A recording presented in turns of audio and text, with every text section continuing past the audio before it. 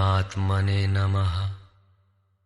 यथार्थ गीता, श्रीमद् भगवद गीता, अथ षष्ठोऽध्यायः। संसार में धर्म के नाम पर रीति रिवाज, पूजा पद्धतियों, संप्रदायों का बाहुल्य होने पर कुरीतियों का शमन करके एक ईश्वर की स्थापना एवं उसकी प्राप्ति की प्रक्रिया को प्रशस्त करने के लिए किसी महापुरुष का आविर्भाव होता है। क्रियाओं को छोड़कर बैठ जाने और ज्ञानी कहलाने की रूढ़ि कृष्ण काल में अत्यंत व्यापक थी। इसलिए इस अध्याय के प्रारंभ में ही योगेश्वर श्री कृष्ण ने इस प्रश्न को चौथी बार स्वयं उठाया कि ज्ञान योग तथा निष्काम कर्म योग दोनों के अनुसार कर्म करना ही होगा। श्री भगवान उवाच।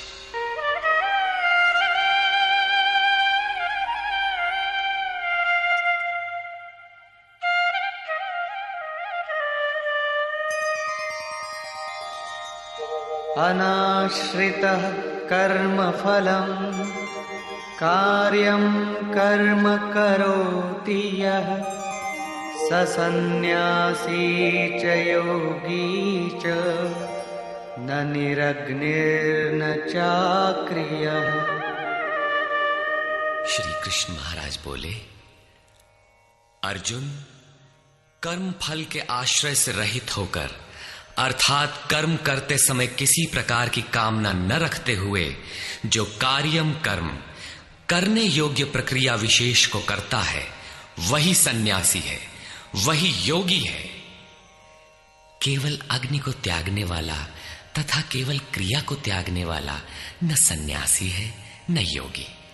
क्रियाएं बहुत सी हैं, उनमें से कार्यम कर्म करने योग्य क्रिया, नियत कर्म निर्धारित की हुई कोई क्रिया विशेष है, वो है यज्ञ की प्रक्रिया, जिसका शुद्ध अर्थ है आराधना, जो आराध्य देव में प्रवेश दिला देने वाली विधि विशेष है। उसको कार्य रूप देना कर्म है। जो उसे करता है वही सन्यासी है, वही योगी होता है। केवल अग्नि को त्यागने वाला कि हम अग्नि नहीं छूते, या कर्म त्यागने वाला कि मेरे लिए कर्म है ही नहीं, मैं तो आत्मज्ञानी हूं, केवल ऐसा कहे और कर्म आरंभ ही न करे, करने योग्य क्रिया विशेष न करे, तो वो न सन्यासी है न योगी। इस पर और देखें। यं सन्न्यासमिति प्राहुः योगं तं विद्धि पाण्डव नह्यः सन्न्यस्त संकल्पो योगी भवति कश्चन। अर्जुन, जिसे सन्यास ऐसा कहते हैं उसी को तू योग जान, क्योंकि संकल्पों का त्याग किए बिना कोई भी पुरुष योगी नहीं होता। अर्थात कामनाओं का त्याग दोनों ही मार्गियों के लिए आवश्यक है। तब तो सरल है कि कह दे कि हम संकल्प नहीं करते और हो गए योगी सन्यासी। श्री कृष्ण कहते हैं ऐसा कदापि नहीं है। आरुरुक्षोर्मुनेर्योगं कर्म कारणमुच्यते योगारूढ़स्य तस्यैव शमः कारणमुच्यते। योग पर आरूढ़ होने की इच्छा वाले मननशील पुरुष के लिए योग की प्राप्ति में कर्म करना ही कारण है, और योग का अनुष्ठान करते करते जब वो परिणाम देने की अवस्था में आ जाए, उस योगारूढ़ता में शमः कारणम उच्यते, संपूर्ण संकल्पों का अभाव कारण है। इससे पहले संकल्प पिंड नहीं छोड़ते। और यदा हिनेन्द्रियार्थेषु न कर्मस्वनुषज्यते सर्वसंकल्पसन्न्यासी योगारूढ़स्तदोच्यते। जिस काल में पुरुष न तो इंद्रियों के भोगों में आसक्त होता है और न कर्मों में ही आसक्त है, योग की परिपक्वावस्था में पहुंच जाने पर आगे कर्म करके ढूंढने किसे? अतः नियत कर्म आराधना की आवश्यकता नहीं रह जाती, इसलिए वो कर्मों में भी आसक्त नहीं है। उस काल में सर्व संकल्प सन्यासी, सर्व संकल्पों का अभाव है, वही सन्यास है, वही योगारूढ़ता है। रास्ते में सन्यास नाम की कोई वस्तु नहीं है। इस योगारूढ़ता से लाभ क्या है? उद्धरेदात्मनात्मानं नात्मानमवसादये आत्मैव ह्यात्मनो बन्धु आत्मैव रिपुरात्मनः। अर्जुन, मनुष्य को चाहिए कि अपने द्वारा अपना उद्धार करे, अपने आत्मा को अधोगति में न पहुंचावे, क्योंकि वो जीवात्मा स्वयं ही अपना मित्र है और यही अपना शत्रु भी है। कब ये शत्रु होता है और कब मित्र, इस पर कहते हैं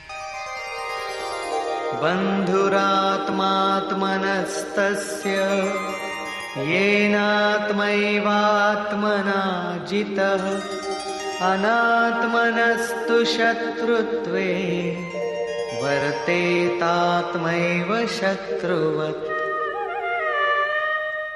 जिस जीवात्मा द्वारा मन और इंद्रियों सहित शरीर जीता हुआ है, उसके लिए उसी का जीवात्मा मित्र है, और जिसके द्वारा मन और इंद्रियां सहित शरीर नहीं जीता गया है, उसके लिए वो स्वयं शत्रुता में बरतता है। इन दो श्लोकों में श्री कृष्ण एक ही बात कहते हैं कि अपने द्वारा अपने आत्मा का उद्धार करें, उसे अधोगति में न पहुंचाएं, क्योंकि आत्मा ही मित्र है। सृष्टि में न दूसरा कोई शत्रु है न मित्र। किस प्रकार? जिसके द्वारा मन सहित इंद्रियां जीती हुई हैं, उसके लिए उसी का आत्मा मित्र बनकर मित्रता में बरतता है, परम कल्याण करने वाला होता है। और जिसके द्वारा मन सहित इंद्रियां नहीं जीती गई हैं, उसके लिए उसी का आत्मा शत्रु बनकर शत्रु में बरतता है, नीच योनियों और यातनाओं की ओर ले जाता है। प्रायः लोग कहते हैं मैं तो आत्मा हूं। गीता में लिखा है, न इसे शस्त्र काट सकता है, न अग्नि जला सकता है, न वायु सुखा सकता है। ये नित्य है, अमृत स्वरूप है, न बदलने वाला है, शाश्वत है, और वो आत्मा मुझ में है ही। वे गीता की इन पंक्तियों पर ध्यान नहीं देते कि आत्मा अधोगति में भी जाता है, आत्मा का उद्धार भी होता है, जिसके लिए कार्यम कर्म करने योग्य प्रक्रिया बताई गई है। अब अनुकूल आत्मा के लक्षण देखें।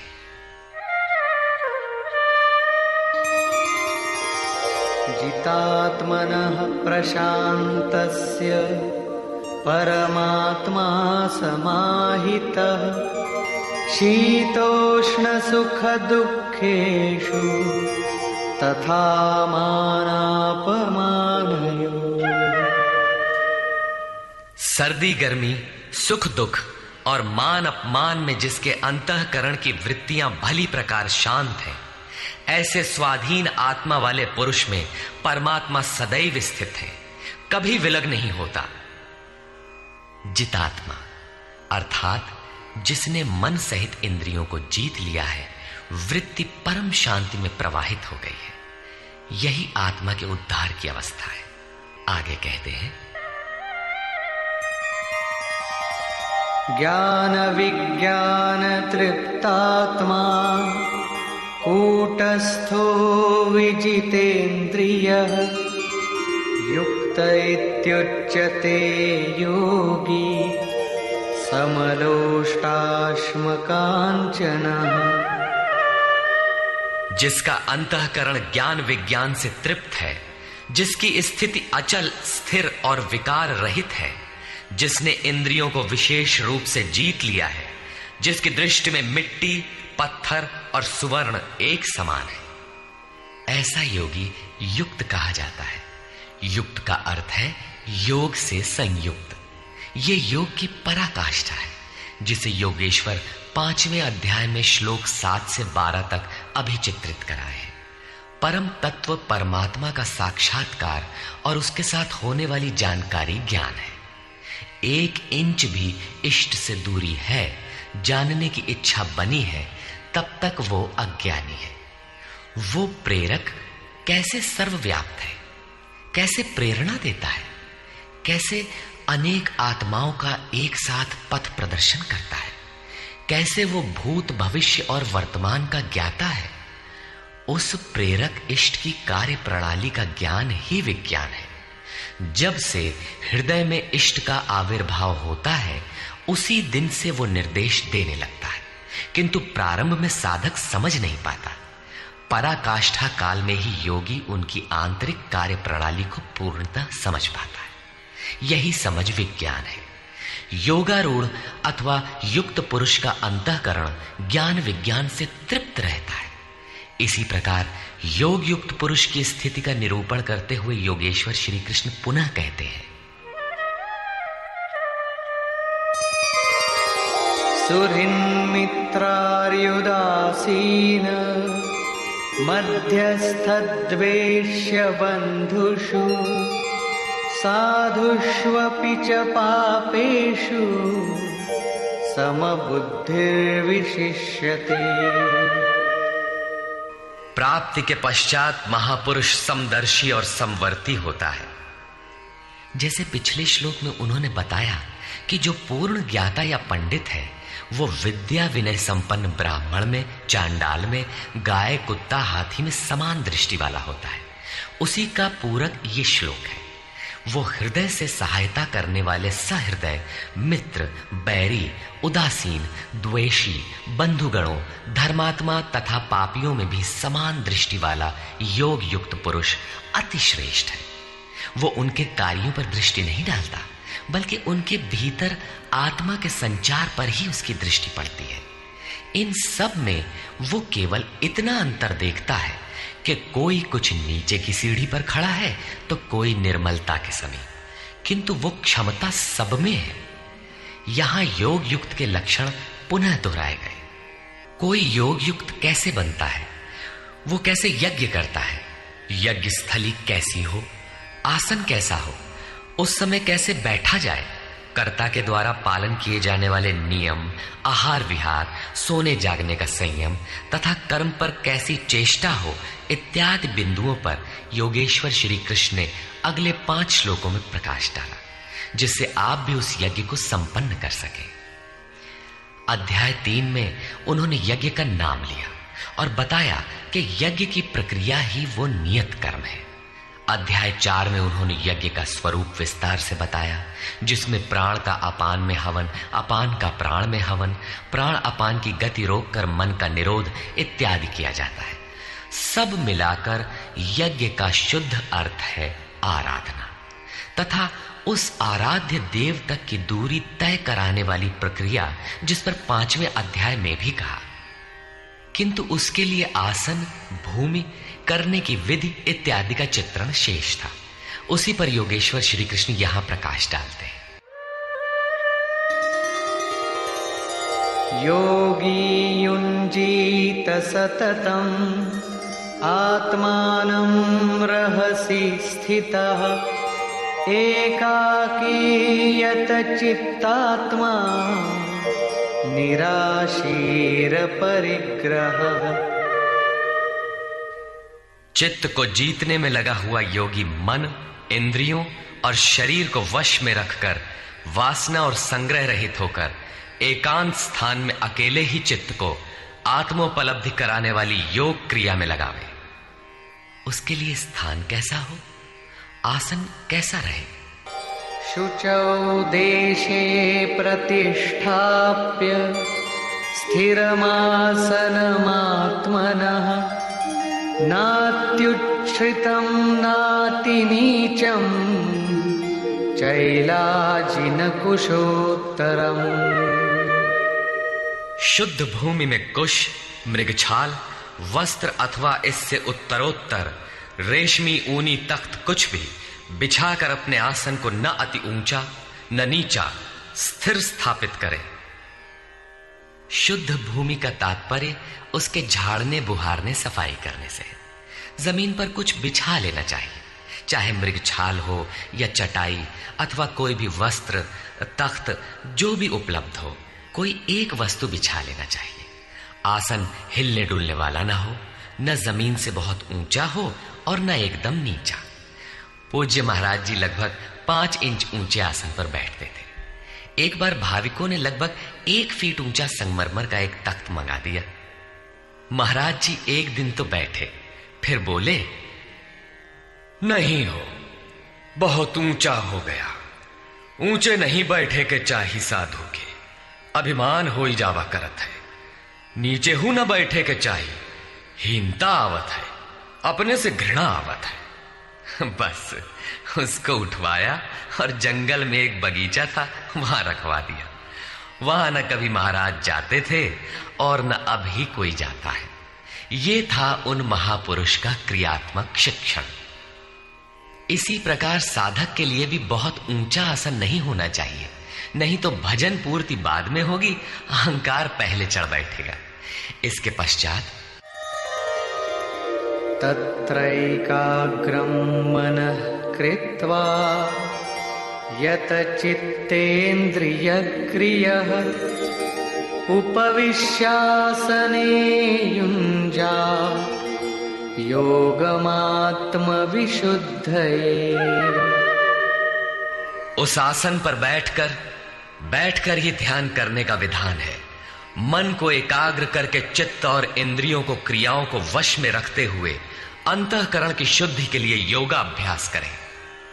अब बैठने का तरीका बताते हैं।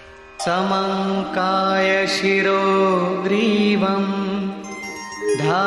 धारयन्नचलं स्थिरः संप्रेक्ष्य नासिकाग्रं स्वं दिशश्चानवलोकयन्।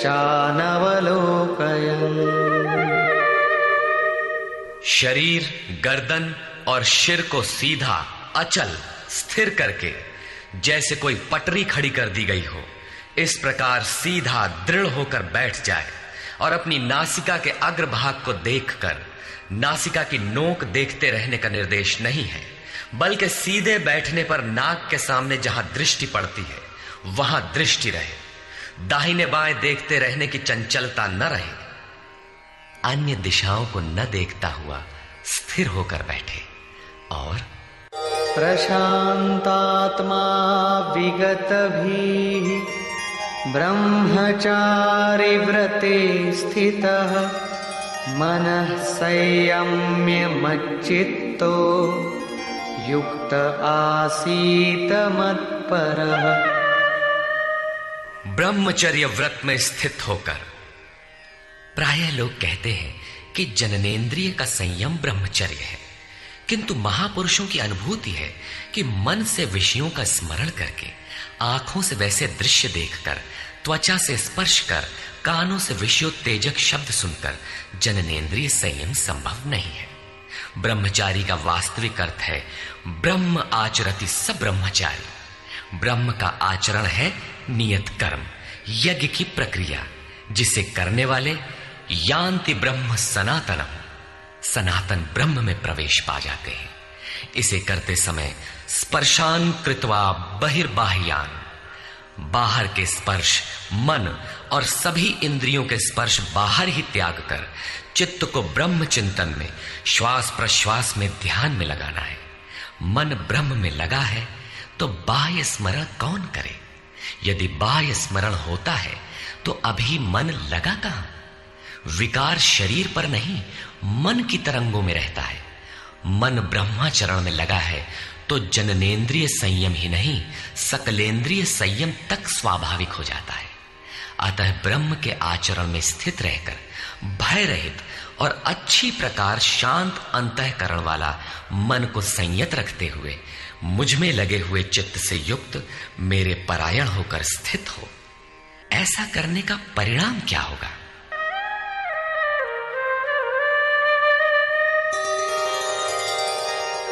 युञ्जन्नेवं सदात्मानं योगी नियतमानसः शान्तिं निर्वाण परमा मत्संस्थामधिगच्छति।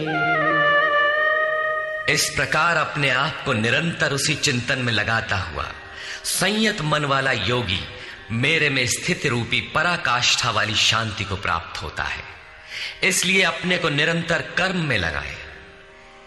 यहां यह प्रश्न पूर्ण प्राय है। अगले 2 श्लोकों में वे बताते हैं कि परमानंद वाली शांति के लिए शारीरिक संयम, युक्ताहार, विहार भी आवश्यक है। नात्यश्नतस्तु योगोऽस्ति न चैकान्तमनश्नतः न चाति स्वप्नशीलस्य जाग्रतो नैव चार्जुन। अर्जुन, ये योग न तो बहुत खाने वाले का सिद्ध होता है और न बिल्कुल न खाने वाले का सिद्ध होता है, न अत्यंत सोने वाले का और न अत्यंत जागने वाले का ही सिद्ध होता है। तब किसका सिद्ध होता है? युक्ताहार विहारस्य युक्तचेष्टस्य कर्मसु युक्तस्वप्नावबोधस्य योगो भवति दुःखः। दुखों का नाश करने वाला ये योग उचित आहार विहार, कर्मों में उपयुक्त चेष्टा और संतुलित शयन जागरण करने वाले का ही पूर्ण होता है। अधिक भोजन करने से आलस्य, निद्रा और प्रमाद घेरेंगे, तब साधना नहीं होगी। भोजन छोड़ देने से इंद्रियां क्षीण हो जाएंगी, अचल स्थिर बैठने की क्षमता नहीं रहेगी। पूज्य महाराज जी कहते थे कि खुराक से 1.5-2 रोटी कम खाना चाहिए। विहार अर्थात साधन के अनुकूल विचरण, कुछ परिश्रम भी करते रहना चाहिए। कोई कार्य ढूंढ लेना चाहिए, अन्यथा रक्त संचार शिथिल पड़ जाएगा, रोग घेर लेंगे। सोना और जागना आयु, आहार और अभ्यास से घटता बढ़ता है। महाराज जी कहा करते थे, योगी को 4 घंटे सोना चाहिए और अनवरत चिंतन में लगे रहना चाहिए। हट करके न सोने वाले शीघ्र पागल हो जाते हैं। कर्मों में उपयुक्त चेष्टा भी हो, अर्थात नियत कर्म आराधना के अनुरूप निरंतर प्रयत्नशील हो।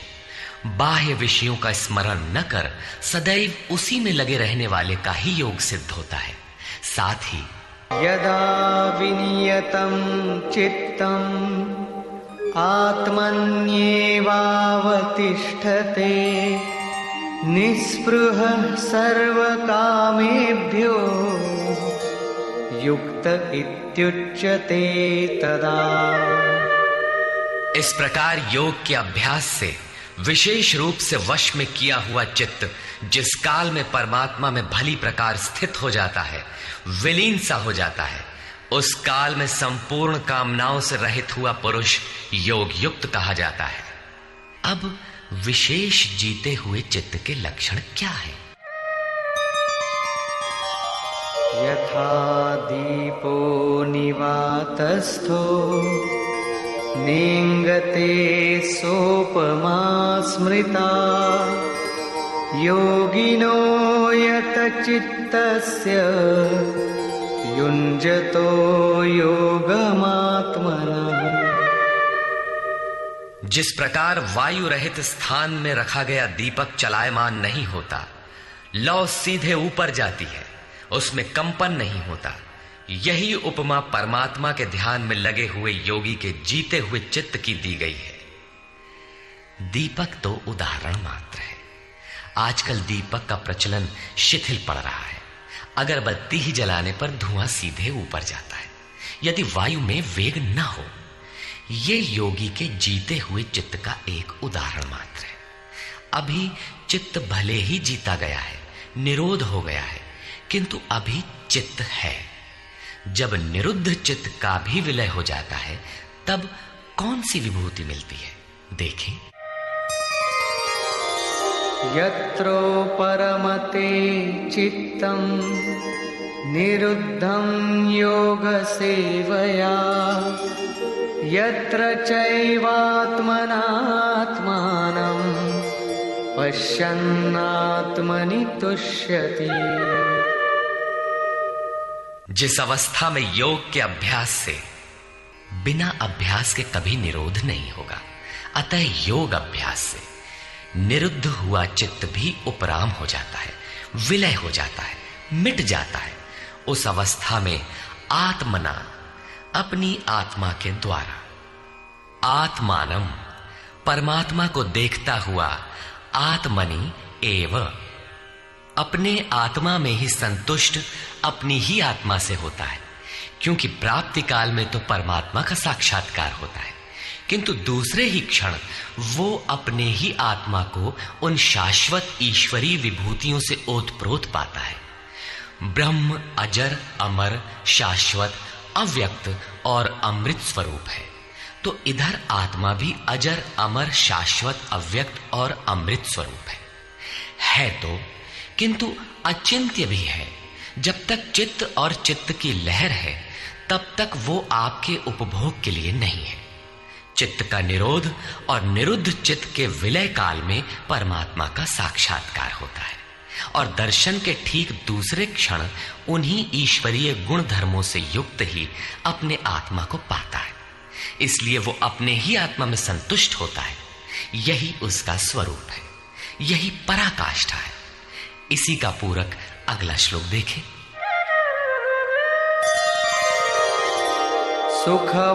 सुखमात्यन्तिकं यत्तत् बुद्धिग्राह्यमतीन्द्रियं वेत्ति यत्र न चैवायं स्थितश्चलति तत्वतः। तथा इंद्रियों से अतीत, केवल शुद्ध हुई सूक्ष्म बुद्धि द्वारा ग्रहण करने योग्य जो अनंत आनंद है, उसको जिस अवस्था में अनुभव करता है और जिस अवस्था में स्थित हुआ योगी भगवत स्वरूप को तत्व से जानकर चलायमान नहीं होता, सदैव उसी में प्रतिष्ठित रहता है। तथा यं लब्ध्वा चापरं लाभं मन्यते नाधिकं ततः यस्मिन् स्थितो न दुःखेन गुरुणापि विचाल्यते। परमेश्वर की प्राप्ति रूप जिस लाभ को, पराकाष्ठा की शांति को प्राप्त कर उससे अधिक दूसरा कुछ भी लाभ नहीं मानता, और भगवत प्राप्ति रूप जिस अवस्था में स्थित हुआ योगी बड़े भारी दुख से भी चलायमान नहीं होता, दुख का उसे भान भी नहीं होता, क्योंकि भान करने वाला चित्त तो मिट गया। इस प्रकार तम विद्या दुख संयोग वियोगम योग संगीतम सनिश्चयेन योक्तव्यो योगो निर्विण्ण चेतसा। जो संसार के संयोग और वियोग से रहित है उसी का नाम योग है। जो आत्यंतिक सुख है उसके मिलन का नाम योग है। जिसे परम तत्व परमात्मा कहते हैं उसके मिलन का नाम योग है। वो योग न उकताए हुए चित्त से निश्चय पूर्वक करना कर्तव्य है। धैर्य पूर्वक लगा रहने वाला ही योग में सफल होता है।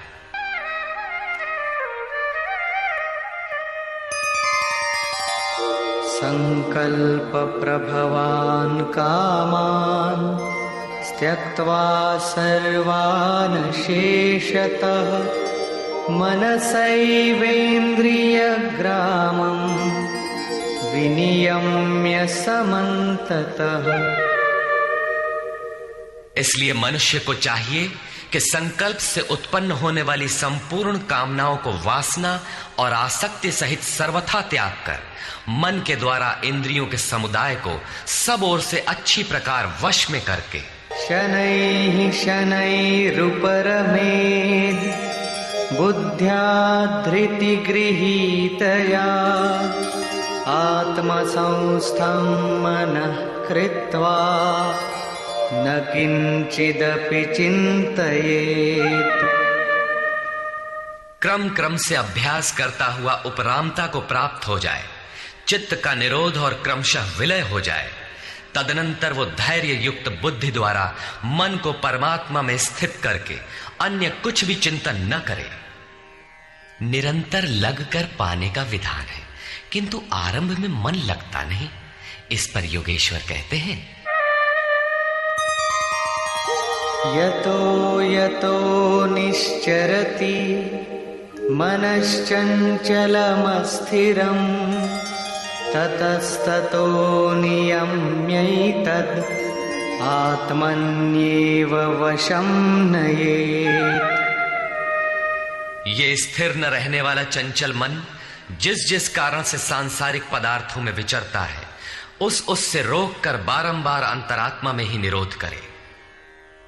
प्रायः लोग कहते हैं कि मन जहां भी जाता है जाने दो, प्रकृति में ही तो जाएगा और प्रकृति भी उस ब्रह्म के ही अंतर्गत है।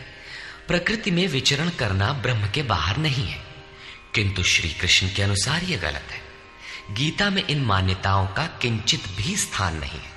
श्री कृष्ण का कथन है कि मन जहां जहां जाए, जिन माध्यम से जाए, उन्हीं माध्यम से रोककर परमात्मा में ही लगावें। मन का निरोध संभव है। इस निरोध का परिणाम क्या होगा? प्रशान्तमनसं येनं योगिनं सुखमुत्तमम् उपैति शान्तरजसं ब्रह्मभूतमकल्मषम्। जिसका मन पूर्ण रूपेण शांत है, जो पाप से रहित है, जिसका रजोगुण शांत हो गया है, ऐसे ब्रह्म से एकीभूत योगी को सर्वोत्तम आनंद प्राप्त होता है, जिससे उत्तम कुछ भी नहीं है। इसी पर पुनः बल देते हैं। युञ्जन्नेवं सदात्मानं योगी विगतकल्मषः सुखेन ब्रह्म संस्पर्शम् अत्यन्तं सुखमश्नुते। पाप रहित योगी इस प्रकार आत्मा को निरंतर उस परमात्मा में लगाता हुआ सुखपूर्वक परब्रह्म परमात्मा की प्राप्ति के अनंत आनंद की अनुभूति करता है। वो ब्रह्म संस्पर्श अर्थात ब्रह्म के स्पर्श और प्रवेश के साथ अनंत आनंद का अनुभव करता है। अतः भजन अनिवार्य है। इसी पर आगे कहते हैं, सर्वभूतस्थमात्मानं सर्वभूतानि चात्मनि ईक्षते योगयुक्तात्मा सर्वत्र समदर्शनः। योग के परिणाम से युक्त आत्मा वाला, सब में समभाव से देखने वाला योगी आत्मा को संपूर्ण प्राणियों में व्याप्त देखता है और संपूर्ण भूतों को आत्मा में ही प्रवाहित देखता है। इस प्रकार देखने से लाभ क्या है? यो मां पश्यति सर्वत्र सर्वं च मयि पश्यति तस्याहं न प्रणश्यामि स च मे न प्रणश्यति। जो पुरुष संपूर्ण भूतों में मुझ परमात्मा को देखता है, व्याप्त देखता है और संपूर्ण भूतों को मुझ परमात्मा के ही अंतर्गत देखता है, उसके लिए मैं अदृश्य नहीं होता हूं और वो मेरे लिए अदृश्य नहीं होता। ये प्रेरक का आमने सामने मिलन है, सख्य भाव है, सामीप्य मुक्ति है। सर्वभूतस्थितं यो मां भजत्येकत्वमास्थितः सर्वथा वर्तमानोऽपि स योगी मयि वर्तते। जो पुरुष अनेकता से परे उपर्युक्त एकत्व भाव से मुझ परमात्मा को भजता है, वो योगी सब प्रकार के कार्यों में बरतता हुआ मेरे में ही बरतता है, क्योंकि मुझे छोड़कर उसके लिए कोई बचा भी तो नहीं। उसका तो सब मिट गया, इसलिए वो अब उठता बैठता जो कुछ भी करता है मेरे संकल्प से करता है। आत्मौपम्येन सर्वत्र समं पश्यति योऽर्जुन सुखं वा यदि वा दुःखं स योगी परमो मतः। हे अर्जुन, जो योगी अपने ही समान संपूर्ण भूतों में सम देखता है, अपने जैसा देखता है, सुख और दुख भी सब में समान देखता है, वो योगी जिसका भेदभाव समाप्त हो गया है, परम श्रेष्ठ माना गया है। प्रश्न पूरा हुआ। इस पर अर्जुन ने प्रश्न किया। अर्जुन उवाच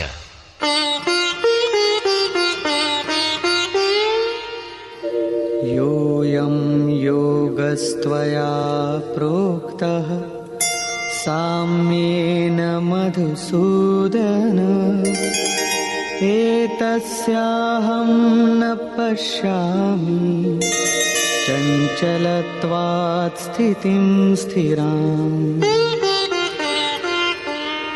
हे मधुसूदन, ये योग जो आप पहले बता आए हैं, जिससे समत्व भाव दृष्टि मिलती है, मन के चंचल होने से बहुत समय तक इसमें ठहरने वाली स्थिति में मैं अपने को नहीं देखता।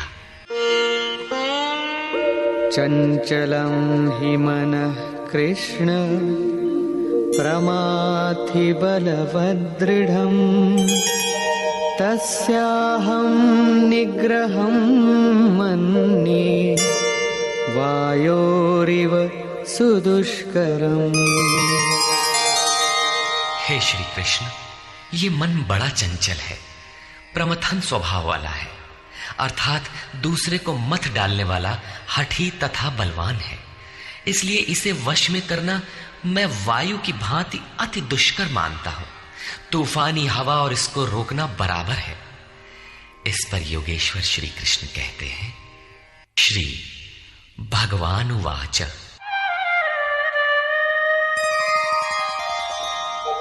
असंशयं महाबाहो मनो दुर्निग्रहं चलम् अभ्यासेन तु कौन्तेय वैराग्येण च गृह्यते। महान कार्य करने के लिए प्रयत्नशील अर्थात महाबाहु अर्जुन, निसंदेह मन चंचल है, बड़ी कठिनाई से वश में होने वाला है, परंतु कौन्तेय ये अभ्यास और वैराग्य के द्वारा वश में होता है। जहां चित्त को लगाना है वहां स्थिर करने के लिए बार बार प्रयत्न का नाम अभ्यास है, तथा देखी सुनी विषय वस्तुओं में, संसार या स्वर्ग आदि के भोगों में राग अर्थात लगाव का त्याग वैराग्य है। श्री कृष्ण कहते हैं कि मन वश में करना कठिन है, किंतु अभ्यास और वैराग्य द्वारा ये वश में हो जाता है। असंयतात्मना योगो दुष्प्राप इति मे मतिः वश्यात्मना तु यतता शक्यो वाप्तुमुपायतः। अर्जुन, मन को वश में न करने वाले पुरुष के लिए योग प्राप्त होना कठिन है, किंतु स्ववश मन वाले प्रयत्नशील पुरुष के लिए योग सहज है। ऐसा मेरा अपना मत है। जितना कठिन तू मान बैठा है उतना कठिन नहीं है, अतः इसे कठिन मानकर छोड़ मत दो। प्रयत्न पूर्वक लगकर योग को प्राप्त कर, क्योंकि मन वश में करने पर ही योग संभव है। इस पर अर्जुन ने प्रश्न किया। अर्जुन उवाच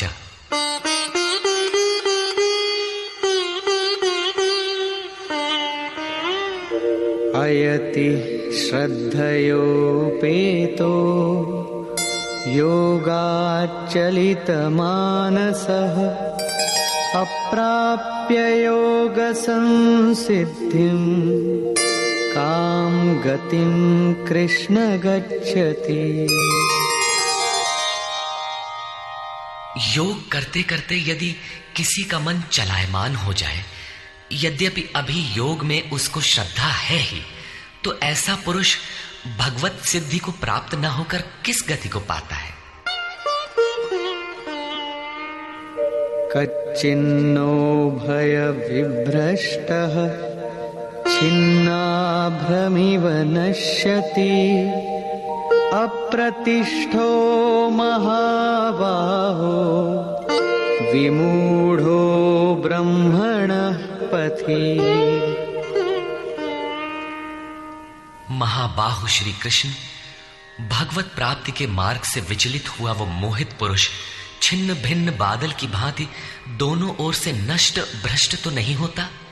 छोटी सी बदली आकाश में छाए तो वो न बरस पाती है, न लौटकर मेघों से ही मिल पाती है, बल्कि हवा के झोंकों से देखते देखते नष्ट प्राय हो जाती है। उसी प्रकार शिथिल प्रयत्न वाला, कुछ काल तक साधन करके स्थगित करने वाला नष्ट तो नहीं हो जाता। वो न आप में प्रवेश कर सका और न भोग ही भोग पाया, उसकी कौन सी गति होती है।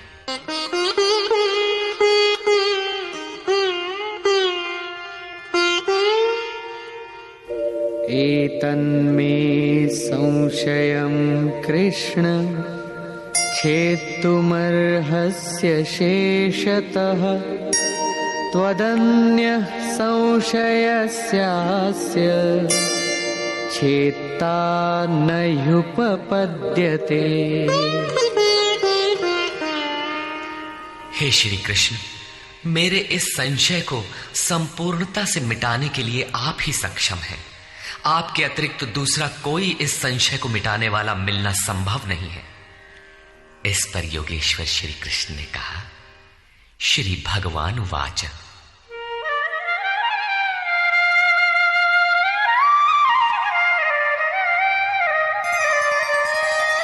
पार्थ नैवेह नामुत्र विनाशस्तस्य विद्यते न हि कल्याणकृत् कश्चित् दुर्गतिं तात गच्छति। पार्थिव शरीर को ही रथ बनाकर लक्ष्य की ओर अग्रसर अर्जुन, उस पुरुष का ना तो इस लोक में और न परलोक में ही नाश होता है, क्योंकि हे तात, उस परम कल्याणकारी नियत कर्म को करने वाला दुर्गति को प्राप्त नहीं होता। उसका होता क्या है? प्राप्य पुण्यकृतान् लोकान् उषित्वा शाश्वती समा शुचीनां श्रीमतां गेहे योगभ्रष्टोऽभिजायते। मन चलायमान होने से योग भ्रष्ट हुआ वो पुरुष पुण्यवानों के लोकों में वासनाओं को भोग कर, जिन वासनाओं को लेकर वो योग भ्रष्ट हुआ था, भगवान उसे थोड़े में सब दिखा सुना देते हैं।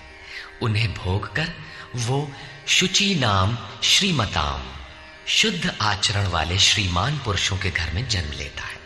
जो शुद्ध आचरण वाले हैं वही श्रीमान है। अथवा योगिनामेव कुले भवति धीमताम् एतद्धि दुर्लभतरम् लोके जन्म यदीदृशम्। अथवा वहां जन्म न मिलने पर भी स्थिर बुद्धि योगियों के कुल में वो प्रवेश पा जाता है। श्रीमानों के घर में पवित्र संस्कार बचपन से ही मिलने लगते हैं, किंतु वहां जन्म न हो पाने पर वो योगियों के कुल में, घर में नहीं, शिष्य परंपरा में प्रवेश पा जाता है। कबीर, तुलसी, रैदास, वाल्मीकि इत्यादि को शुद्ध आचरण और श्रीमानों का घर नहीं, योगियों के कुल में प्रवेश मिला। सद्गुरु के कुल में संस्कारों का परिवर्तन भी एक जन्म है, और ऐसा जन्म संसार में निसंदेह अति दुर्लभ है। योगियों के यहां जन्म का अर्थ उनके शरीर से पुत्र रूप में उत्पन्न होना नहीं है।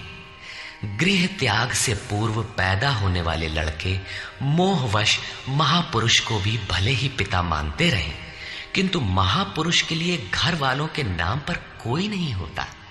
जो शिष्य उनकी मर्यादाओं का अनुष्ठान करते हैं, उनका महत्व लड़कों से कई गुना अधिक मानते हैं, वही उनके सच्चे पुत्र हैं। जो योग के संस्कारों से युक्त नहीं है, उन्हें महापुरुष नहीं अपनाते। पूज्य महाराज जी यदि साधु बनाते तो हजारों विरक्त उनके शिष्य होते, किंतु उन्होंने किसी को किराया भाड़ा देकर, किसी के घर सूचना भेजकर, पत्र भेजकर, समझा बुझाकर सबको उनके घर लौटा दिया। बहुत लोग हठ करने लगे तो उन्हें अपशकुन हो, भीतर से मना हो कि इसमें साधु बनने के एक भी लक्षण नहीं है, इसे रखने में भलाई नहीं है, ये पार नहीं होगा। निराश होकर दो एक ने पहाड़ से गिरकर अपनी जान भी दे दी, किंतु महाराज जी ने उन्हें अपने यहां नहीं रखा। बाद में पता चलने पर बोले, जानत रहूं कि बड़ा विकल है, लेकिन ये सोचते है कि सचहूं के मरी जाए तो रख ही लेते, एक ठो पतितय रहत और का हो। ममत्व उनमें भी विकट था, फिर भी नहीं रखा। 6-7 को जिनके लिए आदेश हुआ था कि आज एक योग भ्रष्ट आ रहा है, जन्म जन्म से भटका हुआ चला आ रहा है, इस नाम और इस रूप का कोई आने वाला है, उसे रखो, ब्रह्म विद्या का उपदेश करो, उसे आगे बढ़ाओ। केवल उन्हीं को रखा। आज भी उनमें से एक महापुरुष धार कुंडी में बैठे हैं, एक अनसुईया में है, 2-3 अन्यत्र भी हैं। उन्हें सद्गुरु के कुल में प्रवेश मिला।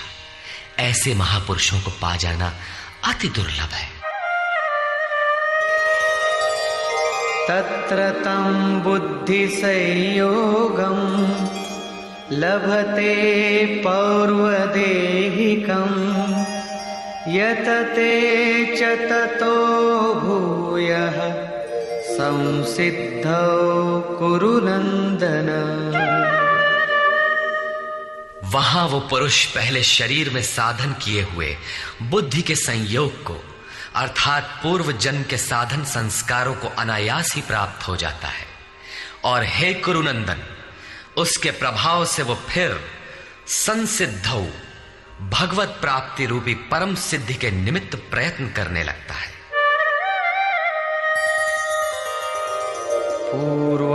पूर्वाभ्यासेन तेनैव ह्रियते ह्यवशोऽपि सः जिज्ञासुरपि योगस्य शब्द ब्रह्माति वर्तते। श्रीमानों के घर विषयों के वश में रहने पर भी वो पूर्व जन्म के अभ्यास से भगवत पथ की ओर आकर्षित हो जाता है, और योग में शिथिल प्रयत्न वाला वो जिज्ञासु भी वाणी के विषय को पार करके निर्वाण पद को पा जाता है। उसकी प्राप्ति का यही तरीका है, कोई एक जन्म में पाता भी नहीं।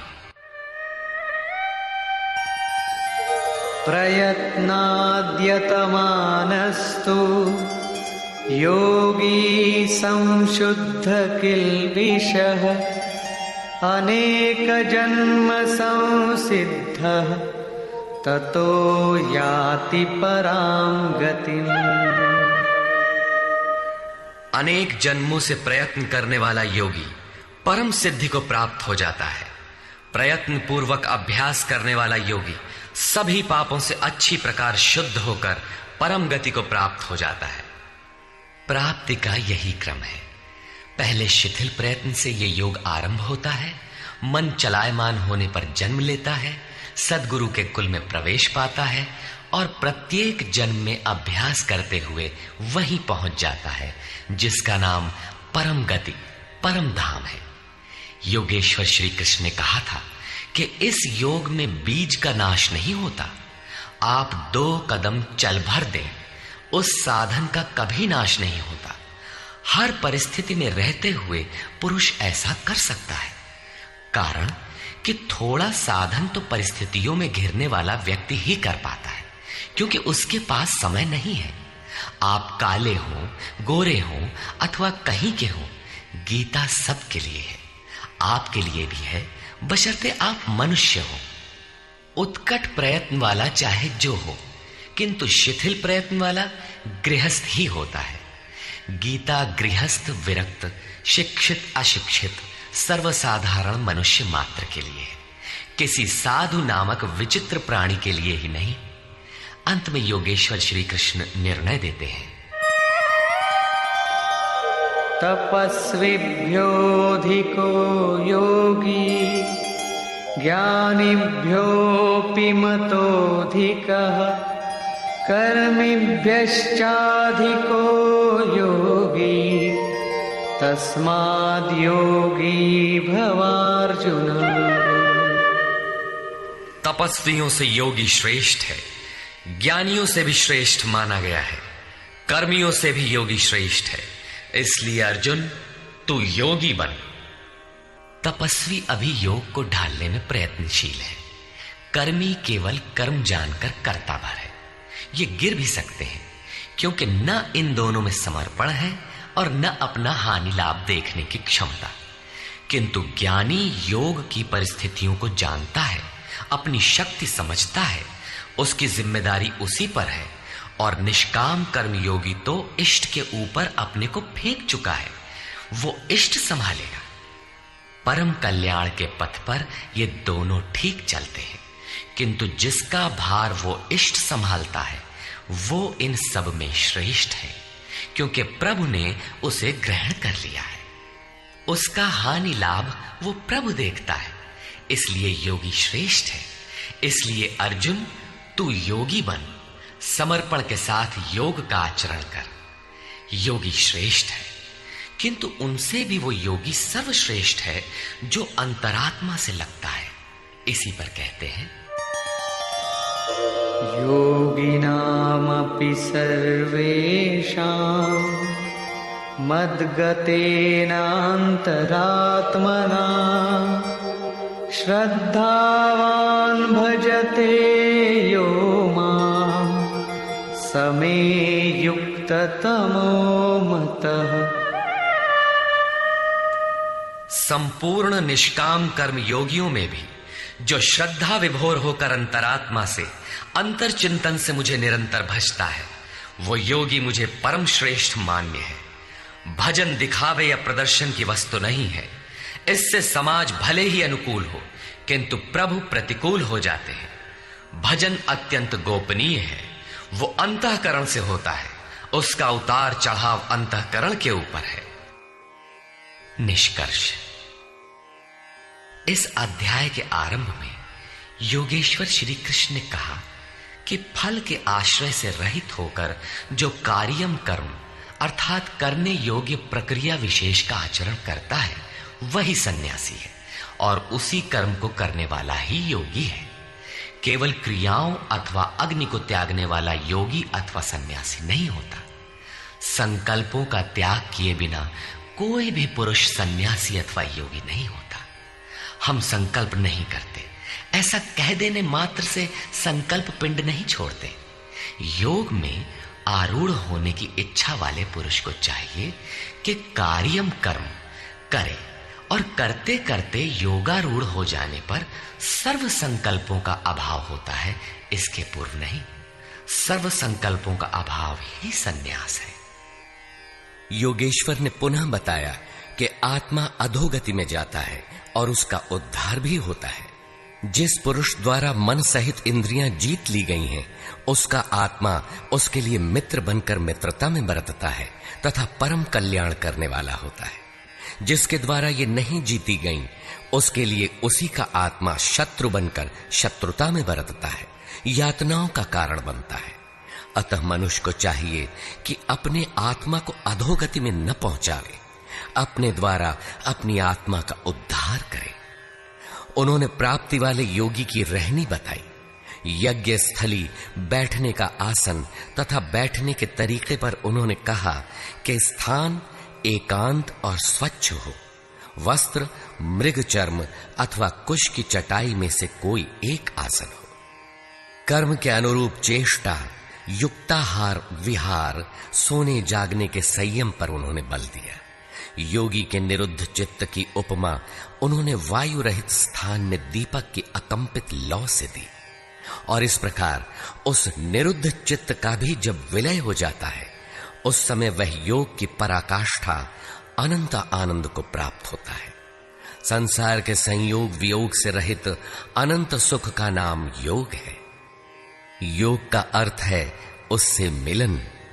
जो योगी इसमें प्रवेश पा जाता है वह संपूर्ण भूतों में समदृष्टि वाला हो जाता है। जैसे अपनी आत्मा वैसे ही सबकी आत्मा को देखता है। वह परम पराकाष्ठा की शांति को प्राप्त होता है। अतः योग आवश्यक है। मन जहां जहां जाए वहां वहां से घसीटकर बारंबार इसका निरोध करना चाहिए।